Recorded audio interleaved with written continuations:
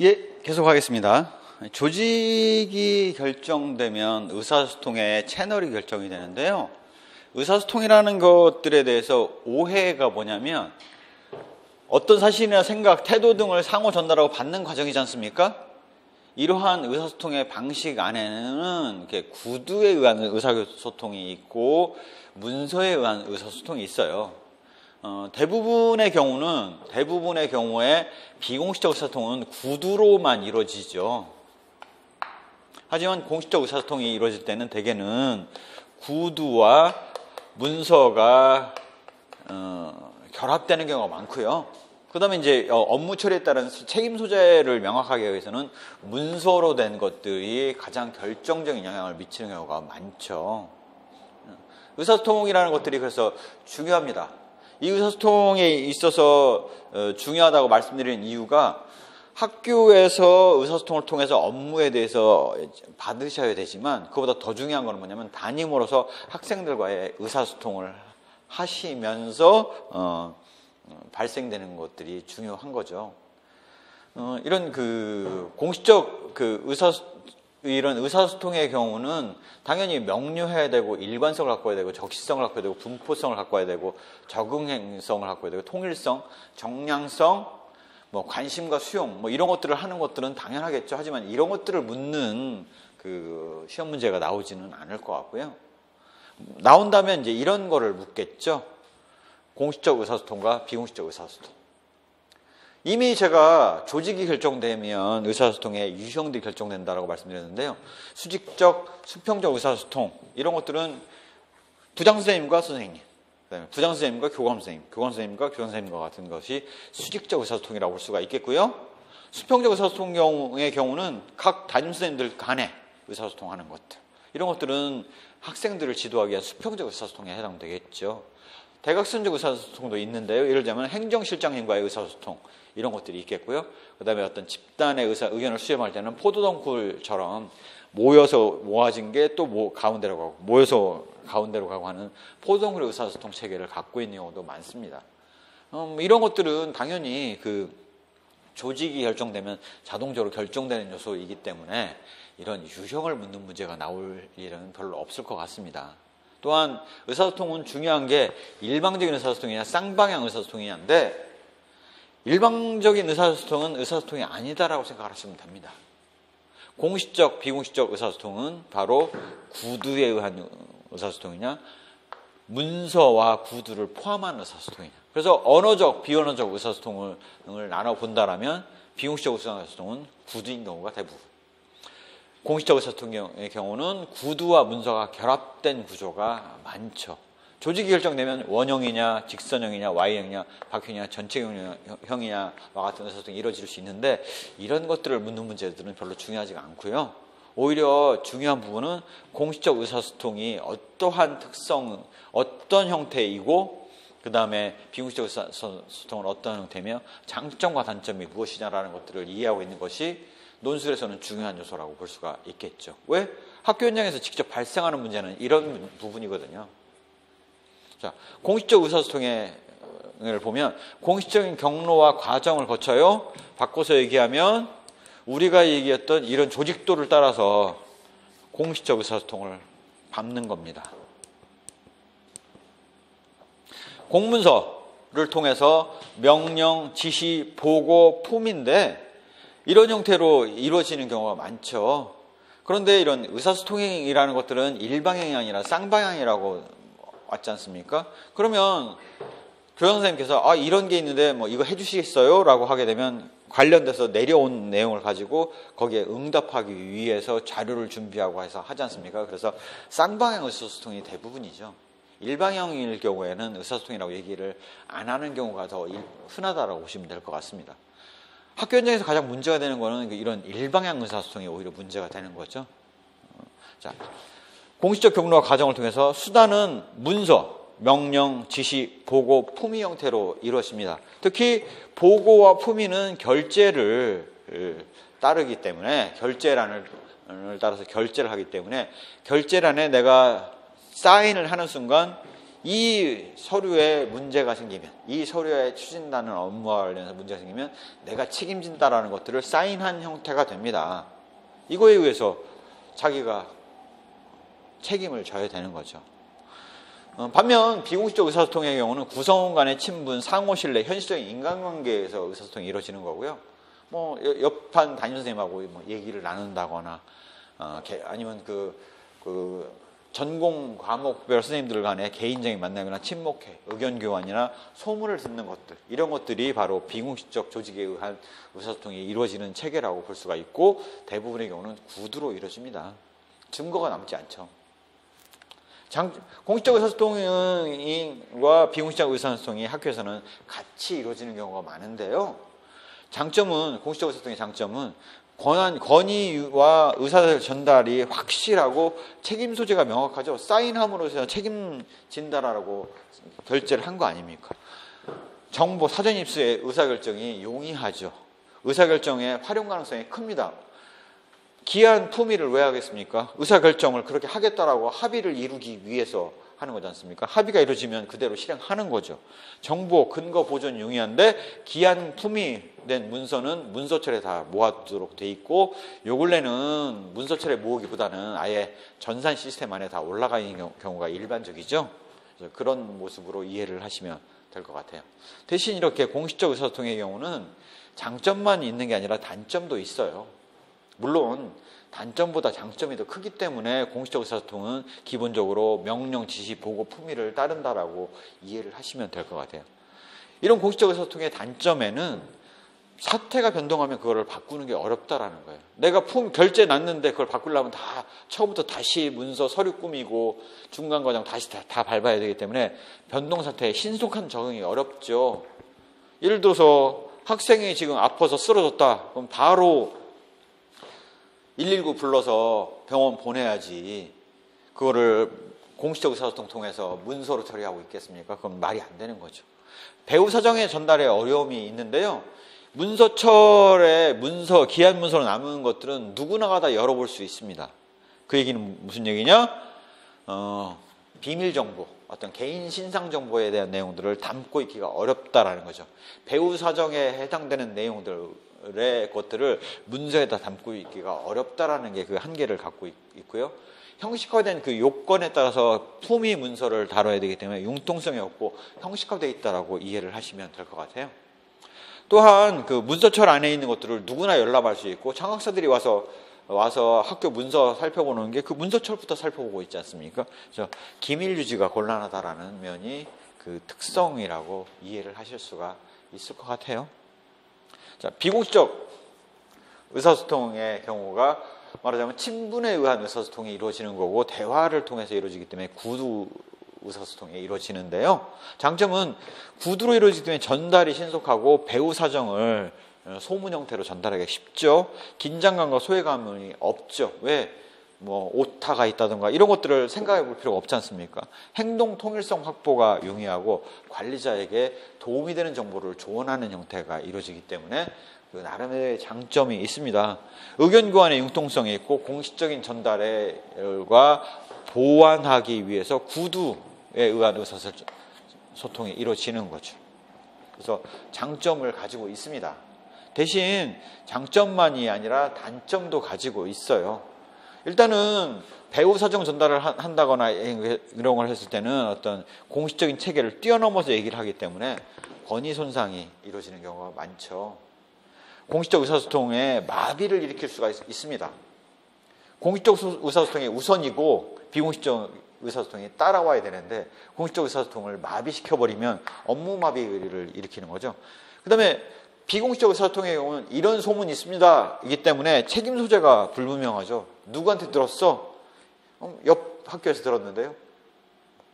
뭐 나중에 가면 누가 얘기했는지도 모르고 있는 경우가 많죠. 개인 목적으로 역이용하는 경우가 있어요. 좀 안 좋은 경우에는. 그다음에 조정과 통제가 어려워요. 왜? 책임 소재가 명확하지 않고 출처가 명확하지 않기 때문에 그래요. 그래서 공식적 의사소통과 비공식적 의사소통을 같이 병존할 수밖에 없는데 중요한 부분은 뭐냐? 공식적 의사소통이 우선돼야 되고, 비공식적 의사소통은 그 윤활유 역할을 해줘야 된다라는 정도로 이해를 해두시면 충분하실 것 같아요. 이렇게 의사소통을 함에 있어서는 자신이 아는 부분이 있고 자신이 모르는 부분, 그러니까 어디까지를 열 것이냐의 문제예요.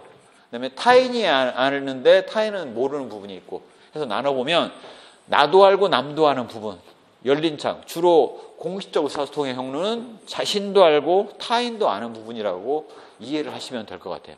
자신은 모르는데 타인이 아는 부분이 있는데요. 보이지 않는 창이고요.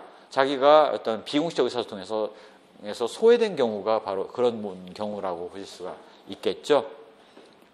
자신은 아는데 타인은 모르는 부분이 바로 전형적인 비공식적인 의사소통의 유형이라고 보실 수가 있겠고요. 여기에는 자기가 비공식 의사소통의 경로 안에 들어가 있는 경우, 경로 밖에 있는 경우라고 보실 수가 있겠고요. 아예 소외돼서 다 모르는 경우죠. 이 경우는 일상적인 의사소통에 어려움을 겪고 있는 경우라는 정도로 이해를 하시면 될 것 같고요. 이거는 조아리 창모형은 논술로서 다뤄지기는 쉽지는 않아요. 이걸 다룰 바에는 차라리 이 공식적 의사소통과 비공식적 의사소통의 장단점을 얘기를 하는 게 훨씬 더 의미 있는 문제가 되겠죠. 그렇게 이해를 하시면 될 것 같습니다. 이렇게 의사소통이 조직이 구성되고 의사소통이 활성화되면 그 다양한 의사소통을 통해서 학교 내는 조직 문화가 구성이 돼요. 조직 문화라는 게 조직 구성원이 공유하는 철학과 신념 등이죠. 즉 의사소통들이 쌓여 나가면 그 안에서 그 누적된 철학과 신념 등이 이념이 결집이 되는데요. 그런 것들이 하나의 문화로서 자리를 잡습니다. 공유된 규범, 가치관, 묵시적 가정으로서의 문화라는 게 조직 문화라고 볼 수가 있고요. 태구리와 리트윈의 경우는 조직 구성원 행동에 영향을 주는 학교 내적 특성에 따라서 다르게 나타난다는 얘기를 해요. 이런 것들을 생각해 보시면 되겠죠. 우리가 조직 문화로서 가장 쉽게 이해할 수 있는 것들은 바로 학교에서의 교가라든가 구호를 제창한다든가 아니면 선후배 간의 만남을 통해서 이어져 내려온 전통이라든가 관습이라든가 이런 것들이 바로 하나의 조직 문화지 않습니까? 그런 것들이 학교 안에 이런 교사들 간에도 그런 문화들이 형성이 돼요. 바로 교장의 관리 방식에 따라서의 영향을 많이 받는다라고 보시면 될 것 같습니다. 리코트의 경우는 이러한 조직 문화를 측정하기 위해서 이기적 권위적, 자선적 권위적, 협의형, 참여형으로 나누어서 이렇게 조직을 바라보고 있는 경우가 있는데요. 조직의 변수를 지도성, 동기유발, 의사소통의 성격, 상호작용, 영향력의 관계 등에 따라서 조직 문화 형성이 달라진다. 의사결정의 특성, 이런 성취 목표와 훈련 내용에 따라서 달라진다라고 얘기를 하고 있어요. 조직 문화에 영향을 준다라는 거죠. 이런 요소들이. 근데 더 중요한 거는 그거에 따라서 조직의 풍토를 나눠보면 이기적 권위형은 권위와 냉정을 가지고 이루어지고 있는 조직 문화가 있고 자선적 권위형, 자선적 권위형의 경우는 마치 하인을 대하듯이 대하는 거예요. 네가 알아서 해봐. 이런 것들이 자선적 권위형이라고 볼 수가 있겠고요. 협의형은 이걸 어떻게 하면 좋을까 같이 풀어보자라고 하는 게 참여적인 문화를 형성하고 있는 거고요. 참여형의 경우, 협의형의 경우는 결정은 의사결정권자가 하지만 의견을 충분히 듣고 하는 경우가 되겠고요. 참여형은 의사결정에 같이 참여하는 경우가 형성되는 조직 문화라고 볼 수가 있습니다. 이기적 권위형은 우리가 쉽게 이해할 수 있는 경우는 지시형이 되겠죠. 자선적 권위형은 당신은 어떻게 생각하느냐. 이야기를 듣고 그대로 해라. 라고 마치 위임을 한 것처럼 보이는 형태가 자선적 권위형이라고 보실 수가 있겠습니다. 그래서 이렇게 조직 풍토의 유형을 4개로 나눠볼 수가 있는데요. 이런 것들은 바로 전형적인 학교의 모습으로 이해를 할 수가 있죠. 이러한 것들에 대해서 스타인호프와 오웬즈의 학교 문화형인데요. 과거에는 이게 좀 올드한 이론이기 때문에 이게 잘 안 다뤄졌던 이론인데 작년에 시험 문제로 나왔지 않습니까? 그래서 가족, 기계, 공연, 공포문화로 문화의 유형을 분류해 본 거죠. 가족문화는 가족됨이나 한 팀으로 생각을 하는 거고, 교사와 교장의 경우는 부모나 코치 역할을 하죠. 특징은 애정적, 우정적, 협동적, 보호적이라고 우리가 이해를 할 수가 있어요. 기계문화는 마치 사람을 공장 제품을 생산하는 기계공으로 보는 거죠. 교장은 기계를 다루는 기계공이에요. 교사를 기계로 보는 거죠. 목표 달성에서 교사들은 기계처럼 자기 업무를 하는 거고, 인류대 진학에 대해서 진학시킨 교사에 대해서 포장하는 형태가 기계적인 학교 문화라고 볼 수가 있습니다. 공연 문화라는 것들은 마치 학교를 공연장처럼 처리를 하는 거고요. 그래서 교사는 공연 단원, 교장은 단장이 되고, 그 공연의 관람객이 학생이 되는 거죠. 그런 문화의 모습을 띠는 게 그 학생 반응을 중시하는 학교의 경우가 바로 공연 문화를 갖고 있다고 볼 수가 있겠습니다. 공포 문화의 경우는 교도소로 우리가 이해가 되는데요. 교사는 교도관 역할을 하는 거예요. 학생은 죄수고, 교장은 교도소 소장 역할을 하는 거죠. 그래서 이렇게 이해가 되는 학교 문화들이 있습니다. 물론 가족 문화일 때가 가장 바람직하지만 쉽지는 않죠. 결국 학급을 운영함에 있어서 교사가 부모 또는 코치 역할을 하고, 학급을 운영하면서 애정과 우정적, 협동적이고 보호적인 관점을 띠는 것이 바람직하다는 사실은 너무 자명할 것 같고요. 하지만 학교 현실은 기계 문화이거나 공포 문화인 경우가 많습니다. 그렇게 이해를 하시면 될 것 같아요. 그래서 과거에는 좀 안 다뤄졌던 부분이 이제는 좀 더 다뤄야 되는 이유가, 점점 더 세부적인 이론으로 매년 예상하지 못했던 문제를 한 문제씩 일부러 내고 있기 때문에 그런 부분들이 반영되어 있다고 이해를 하시면 될 것 같아요. 헬핀과 크로프토는 학교 풍토를 나눠서 봤는데요. 제가 보기에는 이런 부분이 훨씬 더 의미를 갖습니다. 제가 교육행정을 다루기 전에 어떤 얘기를 했었습니까? 교장의 자리는 담임으로 바꿔 넣어보고, 교사에 해당되는 자리는 학생으로 집어넣어 봐라. 그러면 바로 학급의 문화를 어떻게 관리할 것인가. 학교 풍토가 아니라 학급 풍토가 되면서 시험에 나올 가능성이 높아지는 거죠. 조직 풍토는 사회체제와 문화적 특성으로 유대 현상을 갖게 되는데요. 헬핀과 크로프트가 얘기했던 것 중에서 더 의미를 갖는 이유는 조직 풍토를 측정할 수 있는 질문지를 만들었다는 거예요. 그냥 막연하게 이런 가족문화, 기계문화, 공연문화, 공포문화 이런 게 아니라 이런 리커트 조직 풍토 유형의 척도에 의해서, 리커트 척도에 의해서 조직 풍토를 질문할 수 있는 질문지를 만들었고, 이거를 교사와 교장의 속성으로 나눠서 살펴봤다라는 거죠.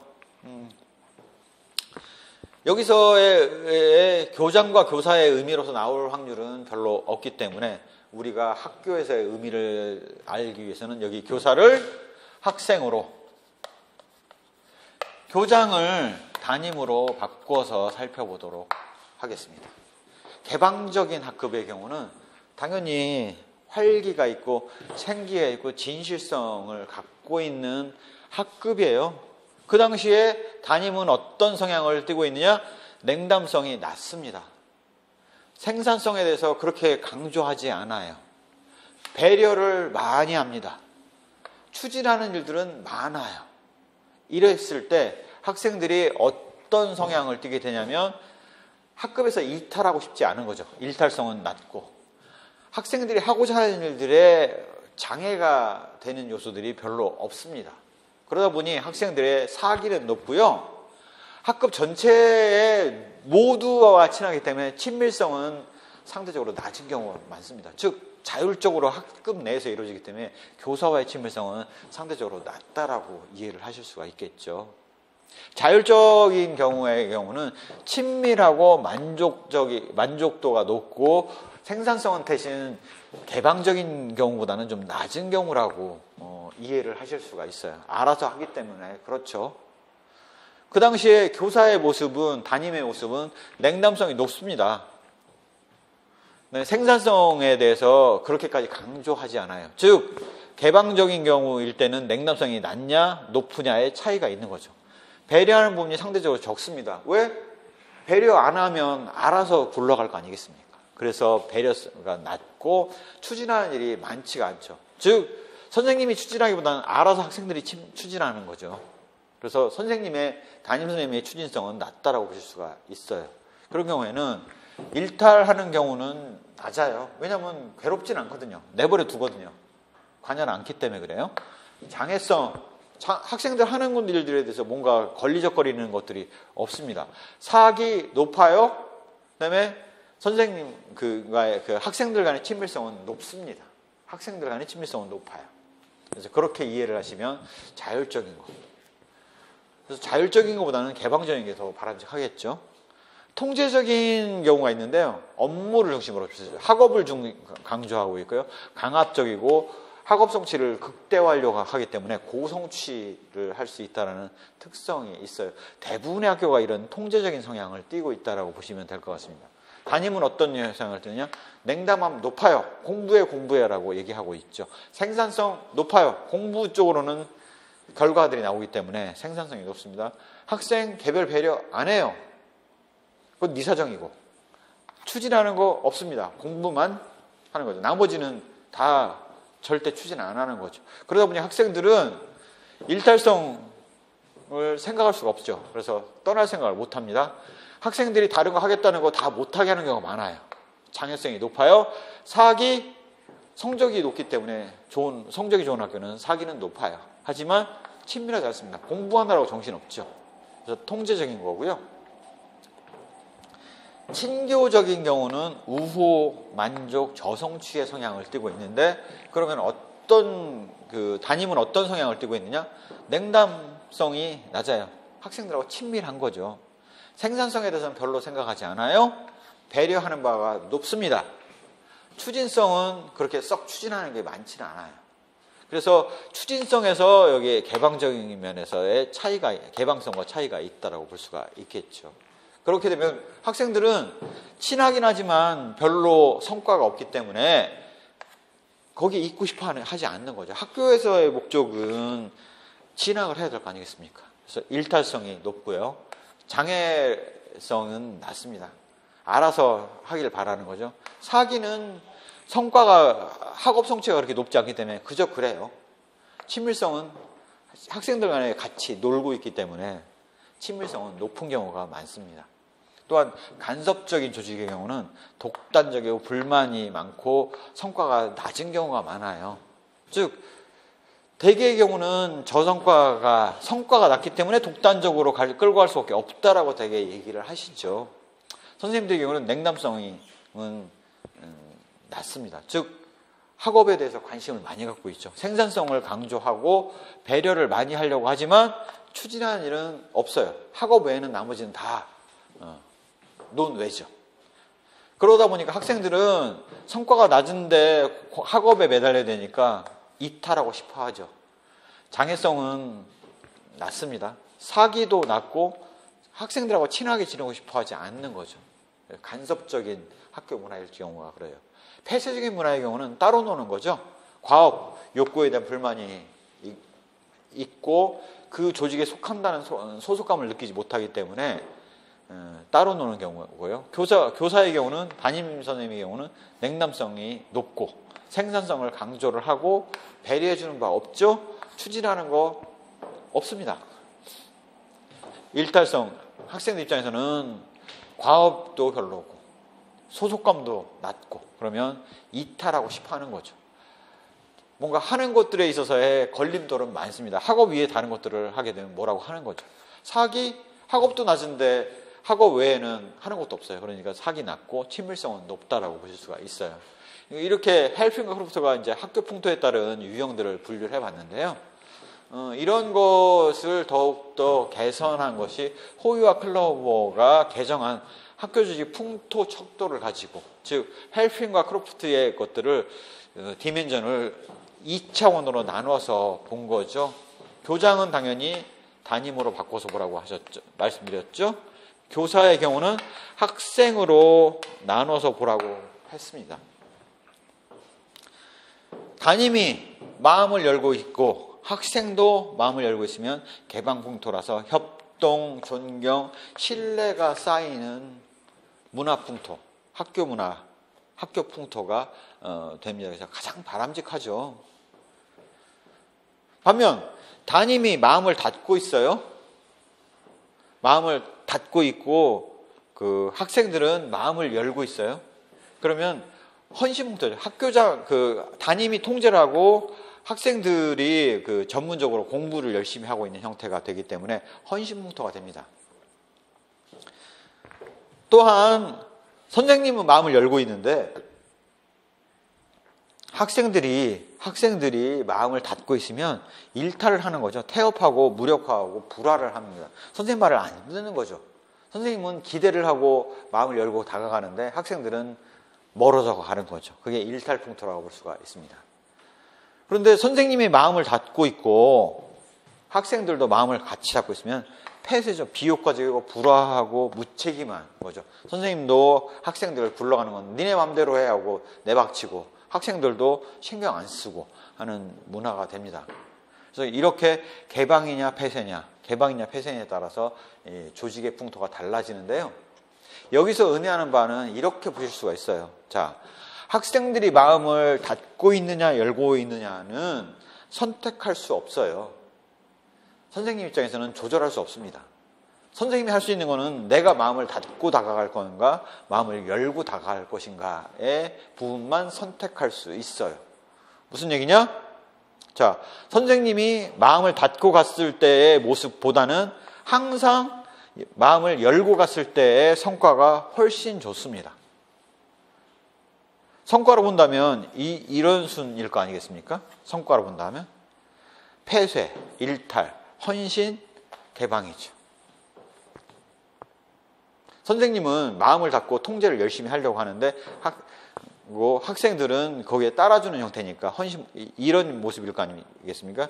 이렇게 보면 그렇지만 이거를 이렇게 나눠서 보세요. 적어도 헌신풍토보다는 마음을 닫고 있을 때보다는 마음을 열고 있을 때가 개방풍토로서 더 낫고, 적어도 선생님이 마음을 닫고 있을 때보다는 학생들이 닫고 있더라도 선생님이 마음을 열고 있을 때가 적어도 폐쇄풍토보다는 낫습니다. 마찬가지로 학생들 입장에서 일탈풍토보다는 개방풍토가 낫고 폐쇄풍토보다는 헌신풍토가 낫죠. 그래서 마음을 선생님 입장에서 학생들을 대하실 때는 마음을 열고 다가가는 게 바람직하다. 관리자가 되어서 교장 선생님이 되셨을 때 마찬가지입니다. 마음을 열고 다가가시는 것이 마음을 닫고 다가가시는 것보다는 훨씬 더 학교의 그 흐름이 더 좋다라는 것들을 좀 강조해서 말씀을 드리겠습니다. 자, 여기까지를 보고요. 이제 조직이 구성이 돼서 의사소통을 하면 학생들에게 선생님이 해야 될 일이 뭐냐? 담임으로서 해야 될 일이 뭐냐라고 보면 학생들에게 동기부를 부여하는 것들이 대단히 중요해요. 동기를 어떻게 부여할 것이냐라는 부분인데요. 동기라는 측면은 내용과 과정 측면으로 볼 수가 있는데요. 동기가 나타나는 그 내용면을 바라보면 바로 우리가 메슬로우 욕구위기론, 허츠버그의 이유인 이론, 엘더퍼의 ERG 이론을 통해서 파악해 볼 수가 있어요. 메슬로우 욕구위기론은 검증은 안 됐어요. 안 됐지만 최초로 욕구 위계를 통해서 동기가 유발되는 그 단계를 제시했다라는 면에서 가장 큰 특색이 있고요. 이러한 것들이 나왔기 때문에 이것들을 개선하기 위해서 허츠버그나 엘더퍼가 개정되어 나왔다라고 이해를 하시면 될 것 같습니다. 메슬로우가 얘기하는 우리가 그래서 동기라는 걸 뭘로 이해할 수 있냐면 조직 목적을 달성하기 위해서 행동을 개시하는 것들을 활성화하는 상태를 유지하는 것, 즉 적극적으로 하도록 만드는 상태가 동기 유발이라고 볼 수가 있겠죠. 그래서 메슬로우 욕구위계론에서 메슬로우는 이런 얘기를 합니다. 인간은 욕구가 여러 가지 위계가 있는데 가장 낮은 욕구가 충족되지 않으면 상위 욕구가 등장하지 않을 것이다. 직관적으로 이해하면 그렇습니다. 지금 당장 화장실을 가고 싶은데 화장실을 못 가게 하면 공부가 머릿속에 들어올 리가 없겠죠. 지금 내가 위험한 상태라면 공부가 머릿속에 들어올 리가 없습니다. 즉, 그래서 가장 급한 욕구부터 따져보니까 생리, 안전, 관계, 그 다음에 관계가 그 친밀도가 높아졌으면 누군가가 자기를 존경 욕구인데, 이게 아마 우리 그 학생을 대하는 입장에서 본다면 존경이라기보다는 존중이라고 이해를 하는 게 맞겠죠. 존중 욕구. 그 다음에 그게까지 충족이 되면은 그때는 자아실현을 위해서 공부를 열심히 한다든가 지적, 심미적 자아실현 욕구가 등장을 한다라는 게 메슬로우 욕구이기론에서 얘기하는 바 있죠. 자, 그렇게 됐을 때 이 메슬로우 욕구이기론이 담임에게 갖는 의미가 뭐냐? 즉 담임 입장에서 자아실현 욕구, 공부를 잘하고자 하는 자아실현 욕구가 나오기를 바래요. 이 욕구가 등장하기를 바란단 말이에요. 뭐 어떻게 할 거냐? 요 밑에 거를, 결핍 욕구를 충족을 시켜주라는 거죠. 생리, 안전, 관계, 존중 욕구. 그럼 담임이 할 일이 뭐냐? 생리 욕구, 배고픈 애들 밥 잘 먹게 하고 화장실 잘 다녀오게 하고 쉬는 시간에 하라는 거죠. 안전 욕구, 안전한 교실에서, 위험한 교실이 아니라 안전한 환경하에서 공부할 수 있는 여건을 마련해 주라는 겁니다. 이렇게 안전 욕구가 충족되지 못했을 때 나타나는 학교에서 가장 큰 문제점이 바로 학교 폭력이죠.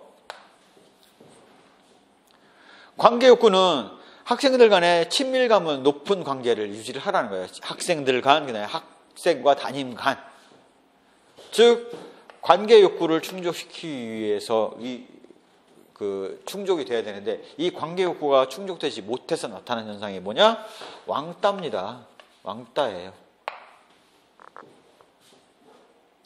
또한 학생들은 누구나 인간이고 중고등학교 학생이면 형식적 조작이기 때문에 성인하고 지적인 면에서는 똑같지 않습니까? 대신 감성적인 면에서는 약하기 때문에 오히려 존중받고 있는 거를 대단히 중요하게 생각을 해요. 그래서 존중을 해야 되는데 존중을 안 해주면 어떤 현상이 나타납니까? 가출이 나타나요. 가출이. 결국 학교 교사로서, 담임으로서 해줘야 될 거 뭐냐? 학교 폭력을 없애서 안전한 교실을 만들어주고, 왕따를 없애서 친밀한 관계를, 친구들 간의 원활한 관계를 유지를 하고, 인간적인 존중을 통해서 학교에서 이탈하지 않도록 만드는 노력이 담임이 해야 될 일이에요. 혹자는 그렇게 생각을 하시죠? 학교 폭력에 당했으면 1차 책임은 그 가해한 학생이랑 피한 학생이고 2차는 부모겠지라고 선생님들이 생각하시는데 아니에요. 학교 폭력을 당하는 애가, 왕따를 당하는 애가, 가출할 애가 부모한테 저 이래요 라고 상의를 합니까? 안 하죠. 그나마 친구들한테는 얘기를 해요. 즉 파악할 수 있는 데는 가정이 아니라 학교입니다. 누가? 담임이. 1차 책임이 본인이라면 2차 책임은 가정이 아니라, 부모가 아니라 선생님이다 라는 것들을 좀 명심하셔야 될 것 같아요. 그래서 이렇게 이런 것들을 충족을 시켜줘야 되는데, 대개는 선생님들이 뭔 얘기를 하냐면 공부해 하고 자아실현 욕구만 얘기를 해요. 즉 그거는 잔소리밖에 안 된다라는 게 메슬로우 욕구 위기론이 의미하는 바로서 설명하고 있어요. 자, 이러한 메슬로우 욕구 위기론이 나오고 나서 메슬로우의 욕구 위기론이 어떤 시사점을 갖고 있냐면, 구성원과 가업 동기를 체계적으로 이해를 시키는데 최초로 문제 제기를 했어요. 인간 중심 경영의 토대를 제공했다는 면에서 대단히 중요한 이론입니다. 메슬로우 같은 경우는 인문주의 심리학자라고 보실 수가 있겠죠. 그래서 인간적인 면을 봤는데요. 메슬로우는 대신 또 비판도 같이 받습니다. 순서 단계가 과연 맞냐? 안전이 먼저 아닐까? 생리보다 안전이 먼저 아닐까? 이게 불분명하다. 개인차, 가치관이 사람마다 다를 수가 있는데 그런 부분에 대한 고려가 안 돼 있다. 충족된 욕구도 사실은 동기유발을 한단 말이에요. 그런데 충족된 욕구가 동기유발하는 부분을 무시하고 있다는 것이 하나의 한계점으로 이해가 되는 거죠. 자, 이런 한계를 극복해보고자 허츠버그가 제시했던 이론은 그런 게 아닌 것 같다. 그럼 어떻게 되는 거냐?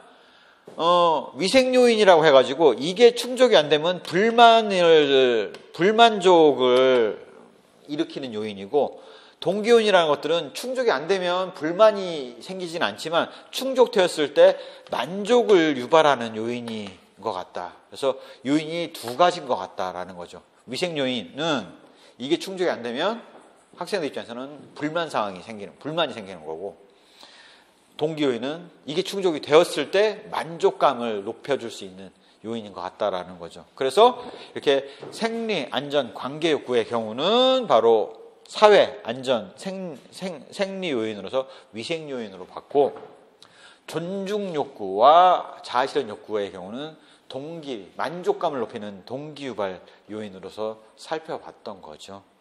바로 인정, 성장, 일 자체, 즉 학업이라는 것들은 동기 요인으로 작용을 하는 거고, 생리, 안전, 관계 욕구의 경우는 불만을 야기하는 요소다라고 우리가 이해를 하실 수가 있을 것 같아요.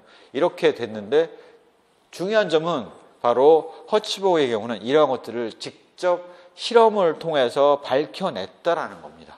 그래서 행동과학으로서 자리를 잡은 거고, 이러한 행동과학으로 자리를 잡음에 따라서 이러한 것들은 직무풍요화 이론으로 적용이 됐어요. 우리가 50년대 이후에 행동과학을 적용해서 바꾸고자 했지 않습니까? 그러한 일환으로서 허츠버그는 그래서 교직에 어떤 영향을 미쳤느냐? 직무평형화 이론으로서 등장을 했고요. 즉 단편적인 일을 하는 것보다는 다양한 복합적인 일을, 고등적인 일을 할수록 더욱더 열심히 하고자 하는 동기부여가 된다라는 게 직무풍요화 이론의 핵심이죠. 이런 직무풍요화 이론이 반영되어서 학교에는 어떤 형태가 됐냐면 교사의 경력단계 프로그램으로 자리를 잡았습니다. 즉 경력단계를 수습교사, 정규교사, 선임신규교사, 수석교사로 나눠서 들어가는 것이 전형적인 경력단계라고 보실 수가 있겠죠. 그래서 그렇게 이해를 하시면 될 것 같아요. 그래서 그런 단계를 두고 있고, 단계만 이렇게 나눴냐, 경력에 따라 이렇게 단계만 나눴냐? 아닙니다. 올라갈수록 일이 더 많아져요.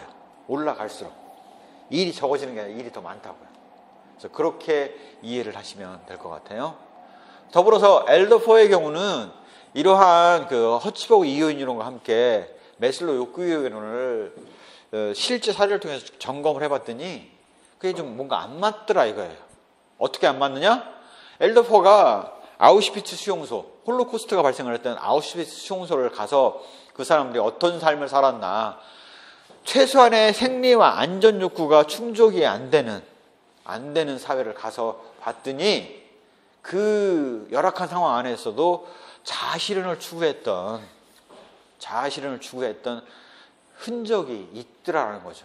그래서 엘더포가 그것들을 보고 어떻게 얘기를 했냐면, 인간은 이러한 하위 욕구가 충족되어야지만이 상위 욕구가 등장을 하는 게 아니라 누구나가 다 상위 욕구인 성장 욕구를 추구를 한다. 바로 자아실현과 존경을 받고자 하는 성장 욕구를 누구나가 추구를 하는데, 이것이 좌절되면 어쩔 수 없이 관계 욕구, 소속과 존경의 관계 욕구를 충족시키려고 하게 되고, 이러한 관계 욕구가 거절이 되면, 즉 왕따를 당하게 되면 생존 욕구만 살아남는다는 거죠. 그래서 existence, relation, growth 해가지고 ERG 이론으로 살펴봤다는 거죠. 생리 안전 욕구가 존중이 안 되면 생존 욕구가 충족이 안 된다라고 봤던 겁니다. 그래서 좌절에 따라서 하위 욕구로 내려가는 것이구나라는 것들을 파악해서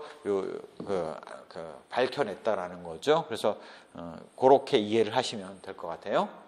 자, 그러면 엘더포의 ERG 이론이 의미하는 바는 뭐냐? 반에 대한 진단을 할 수가 있어요.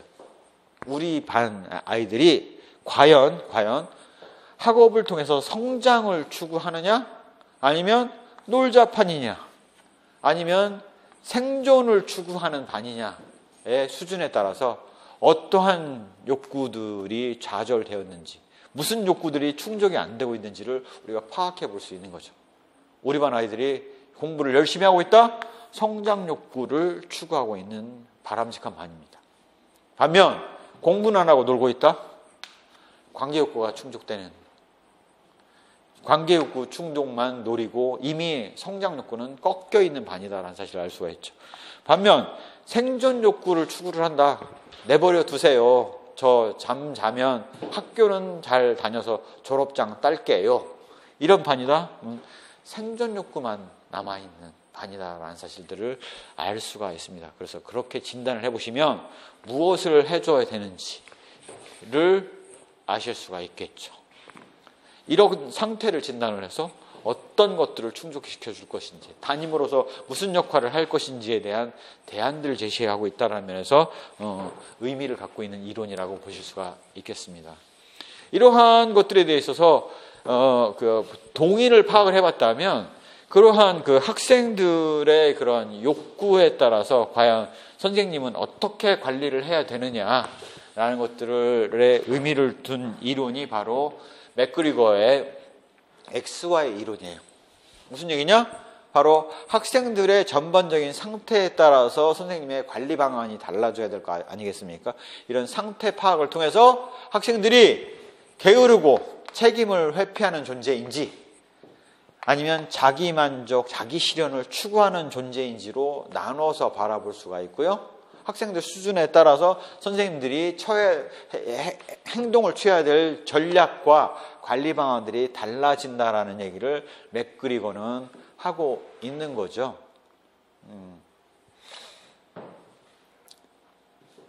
맥그리거는 그래서 어떤 얘기를 하냐면, 게으르고 책임을 회피하는 존재, 즉 생존이나 생존 욕구만 남아있는 경우라면 일단은 권위적, 강압적 지도성으로 이끌어서 학업에 노력을 하도록, 그다음에 보상과 처벌에 의한 통제를 통해서 학생들을 이끌어오는 전략이 필요하고요. 그렇게 하기 위해서 선생님은 어떤 관리를 하게 되냐면 과학적 관리, 권위적 지도성, 강제, 명령, 통제, 금전유인, 위협, 벌칙과 같은 관리 수단들을 적용하시게 되는 겁니다. 반면 그렇지가 않고 학생들이 스스로가 공부를 열심히 하는 존재다 이랬을 때 바람직한 전략은 자신의 잠재력, 책임감, 목표 성취의 의지를 인식하고 개발 기회를 제공하고 조직 조건을 만들어 두고 운영 방법을 정비하는 노력을 해야죠. 즉 가장 본질은 스스로가 스스로를 통제할 수 있도록 유도하는 전략을 써야 되고요. 그렇게 하기 위해서 관리하는 것들은 학생들과의 친밀감을 높이고 학생들의 의견을 충분히 반영해주는 민주적 지도성을 발휘하고 자발적인 학업 의욕과 동기를 유발하고 사회 심리적인 욕구를 충족시켜주는 게 선생님으로서 관리하는 방안이다라는 것들을 우리가 생각해 볼 수가 있겠습니다. 아질스의 경우는 이러한 맥그리거가 X이론이 적용되는 조직과 Y이론이 적용되는 조직으로 양분한 거에 대해서 어떤 얘기를 했냐면, 조직이 초기에 성숙하지 못했을 때는 이런 X이론이 중심이 되는 조직인 반면 조직이 성숙하게 되면 Y이론으로 이행해 온다. 즉 관료적 가치체가 따르는 조직, 바로 미성숙 조직이라고 볼 수가 있겠고요. 인간적 가치체가 따르는 조직, 성숙 조직이라고 이행해 온다는 얘기를 하고 있습니다.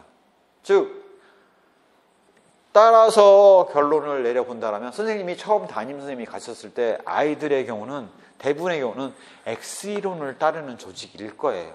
그래서 초기에는 이런 X이론을 적용해서 미성숙 조직에 대한 관료체적 가치체를 따른 조직으로서 관리를 하시고, 그러다가 학생들이 점차 스스로가 스스로의 행동을 하는 Y이론이 적용되는 조직으로 이행해 와서 성숙을 하게 되면 자율성을 보장하고 민주적 지도성을 발휘하고 자발성을 강조하는 형태로 이행해 가는 노력이 필요하죠. 그래서 그렇게 이해를 하시면 될 것 같아요. 서지오바니와 카버의 경우는 실패 회피자의 경우는 매슬로우의 욕구에 얘기하는 존경, 소속, 안전 욕구와 같은 불만 요인, 그 다음에 즉 여기 그 결핍 욕구를 주로 추구를 하고, 성공을 추구하는 사람들의 경우는 자아실현 욕구, 존중, 자율, 자아실현과 같은 상위 욕구인 바로 성장 욕구를 주로 추구를 한다. 즉 불만 요인을 추구하는 없는 걸 추구하느냐, 아니면 만족 요인을 추구하느냐라고 봤을 때 불만 요인을 추구하는 게 없는 걸 추구하는 거를 실패 회피자, 성공 추구자의 경우는 만족 요인을 추구하고 있더라라는 것들을 밝혀냈다라는 정도로 이해를 해두시면 될 것 같아요.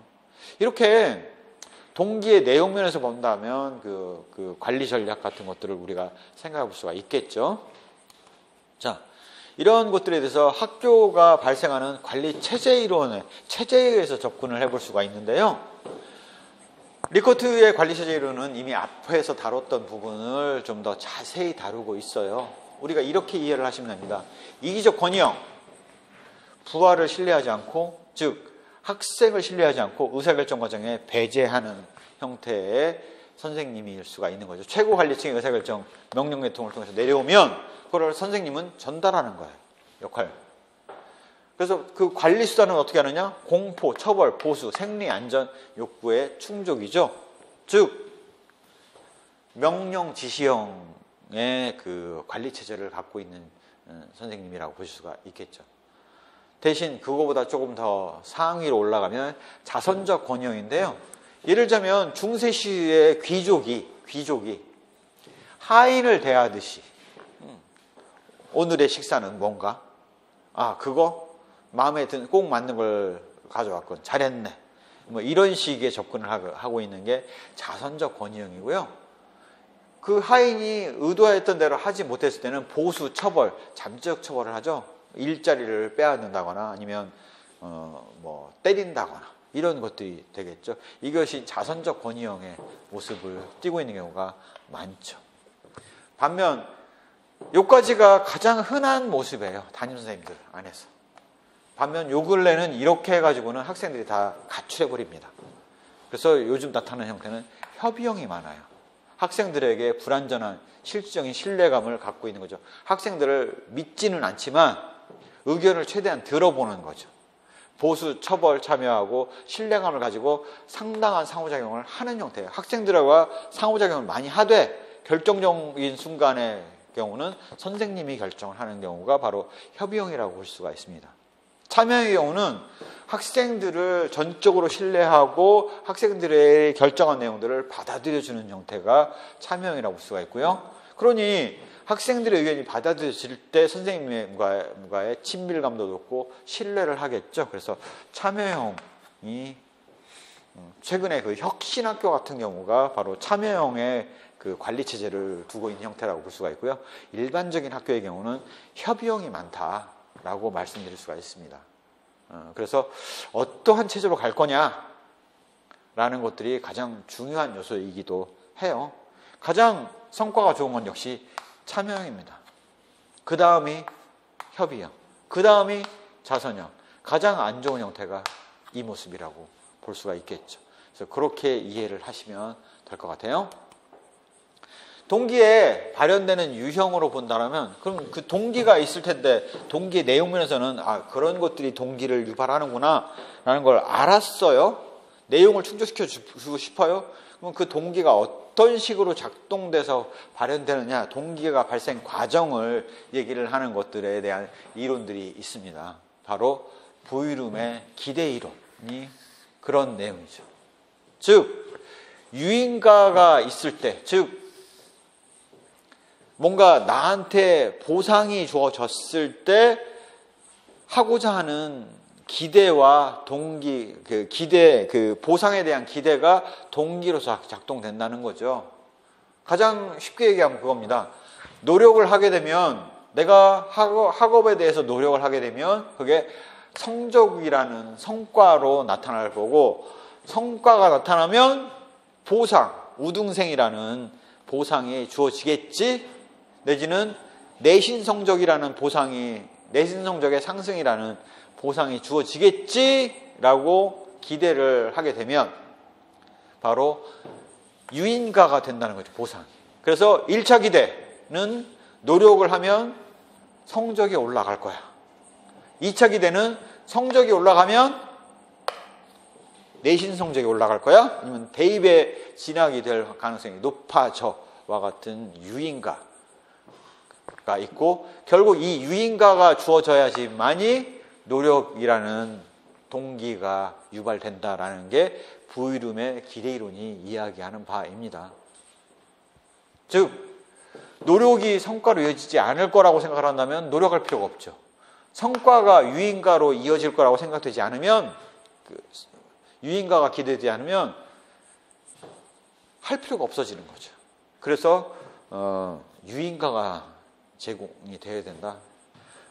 이게 의미하는 바는 뭐냐? 학생들이 선생님한테 바라는 유인가가 뭐냐? 유인가가 뭐냐?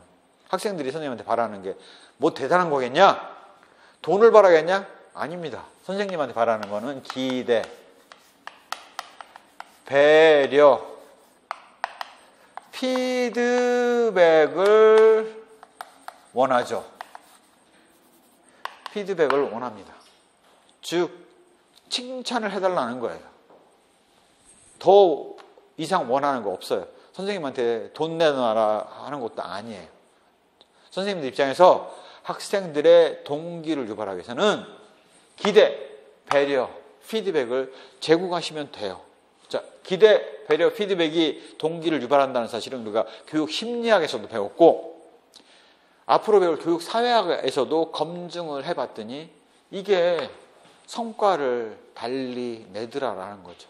그래서 선생님들 입장에서 학생들의 동기를 유발하고 싶다, 성적을 높이고 싶다, 기대, 배려, 피드백을 하십시오.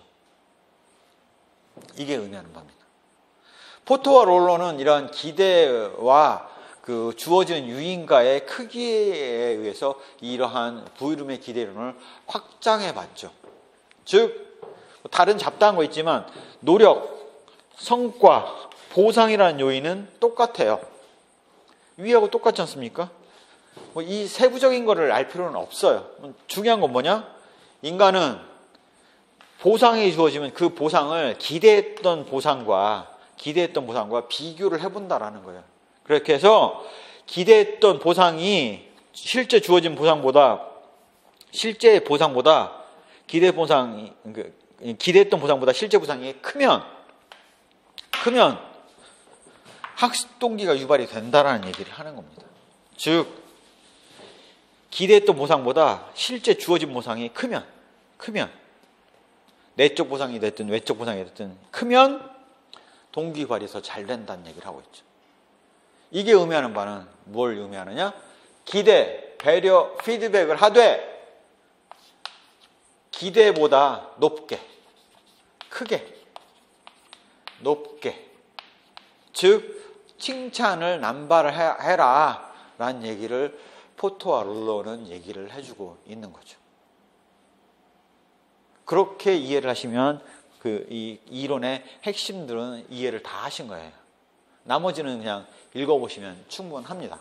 학생들이 그러면 어느 수준을 가지고 공정하다 아니다라고 판단을 하겠냐 이거죠. 어느 수준을 가지고 공정하다 아니다를 판단하겠냐인데, 바로 이 공정성은 바로 타인과의 비교를 통해서 자신에게 주어지는 기대, 배려, 피드백의 크기를 가지고 공정성을 따지게 된다라는 겁니다. 어떻게? 자신의 투입 대비 성과가 나온 게 있고 타인의 투입 대비 성과 나온 거를 비교를 해봐요. 그래서 자신의 타인 투입 대비 성과와 자신의 투입 대비 성과를 비교했더니 타인의 투입 대비 성과가 크더라. 그러면 불공정하다라고 느끼는 거죠. 무슨 얘기냐? 공정하지 않기 때문에 그럼 어떻게 행동하겠어요? 나는 해봐야 소용이 없구나 해서 성과를 더 내는 방법은 없으니 투입을 줄여버리는 안 좋은 효과가 날 수가 있습니다. 즉, 아담스의 공정성 이론은 공정함의 비교를 타인의 투입 대비 성과, 자신의 투입 대비 성과를 비교해서 하기 때문에 이렇게 이게 편해죠. 자신을 좋아하는 거고. 반대는 타인에 대한 편애가 있는 거죠. 그 어느 것도 학생들은 원하지 않는다라는 얘기입니다. 즉 아담스의 공정성 이론이 이야기하는 바는, 선생님이 얘기하는 바는 편애하지 말라라는 얘기를 해주고 있어요. 나머지는 그냥 읽어보시면 그걸로 충분할 것 같아요. 자, 그것까지는 알겠어요. 교사 입장에서는 애들에게 동기유발을 하기 위해서 어떤 것들을 해야 되느냐라는 것에 대해서는 이런 얘기를 해줄 수가 있겠죠. 적절한 목표를 설정을 잘 해주는 노력이 선생님 입장에서는 필요합니다. 물론 이 목표는 학생들마다 달라요. 동일한 목표가 아닙니다. 예를 들자면 그런 걸 생각해 볼 수 있겠죠. 연예인이 되고자 하는 학생과 대학교 진학을 원하는 학생 간의 목표는 다릅니다. 즉 목표에 따라서, 학생에 따라서, 자신의 자아실현 방안에 따라서 적절한 목표를 설정하는 것들이 중요한 거죠. 인간은 목표에 의해서 행동들이 결정이 되기 때문에 적절한 목표를 제시를 하는 것이 바람직해요.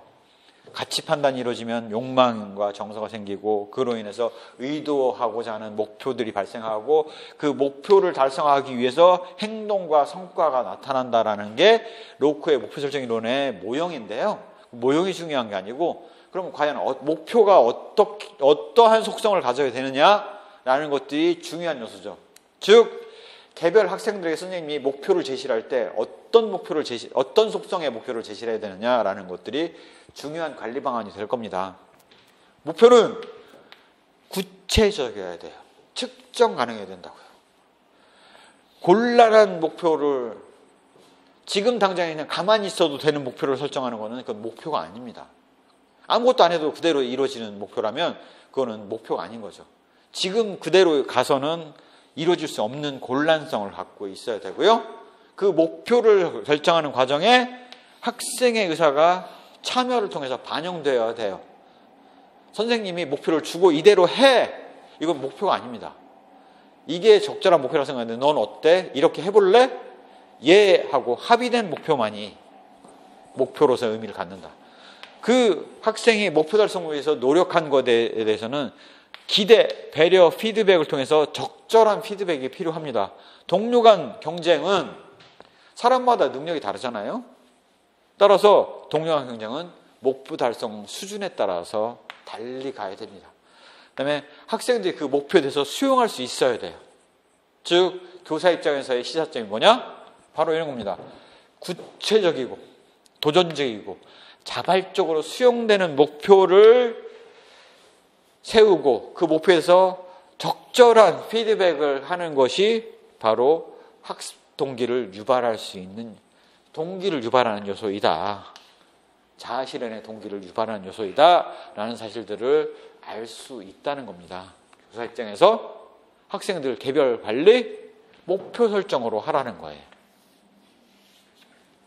이러한 로크의 목표 설정 이론이 갖고 있는 문제점은 과연 목표를 왜 수용하느냐, 어떤 목표일 때는 수용하고 어떤 목표는 수용하지 않느냐라는 것들에 대해서 구체화된 것들을 제시하지 못한다라는 거고요.